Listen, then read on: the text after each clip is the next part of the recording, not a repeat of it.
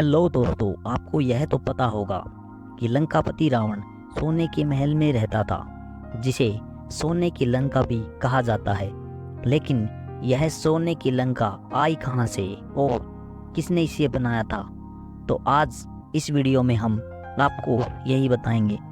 तो यह उस समय की बात है जब भगवान शिव और माता पार्वती कैलाश पर्वत पर रहते थे और बहुत ही सादा जीवन जीते थे।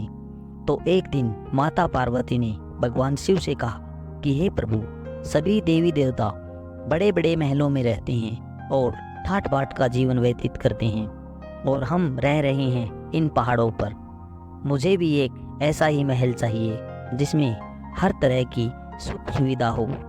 इस पर भगवान भोलेनाथ ने माता पार्वती को समझाया कि हे देवी, हमारे भाग्य में इन पहाड़ों पर ही रहना लिखा हुआ है। महलों का राजभोग हमारे कर्मों में नहीं है, तो आप कृपया ऐसी विनती ना करें जो पूरी ना हो सके।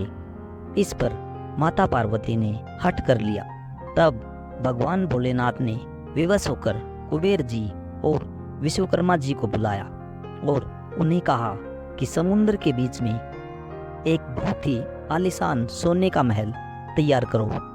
भगवान शिव के आदेश पर विश्वकर्मा और कुबेर द्वारा एक भव्य आलीशान महल तैयार किया गया, जिसकी खूबसूरती देखते ही बनती थी। इसे ही सोने की लंका कहा गया है। लेकिन जैसा कि भगवान भोलेनाथ ने माता पार्वती को कहा था कि हमारे भाग्य में महलों में रहना नहीं लिखा हुआ है, वही हुआ।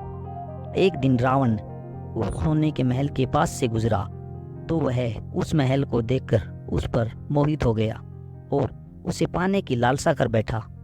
उसने एक साधु का भेष बनाया और भगवान शिव के पास पहुंच गया।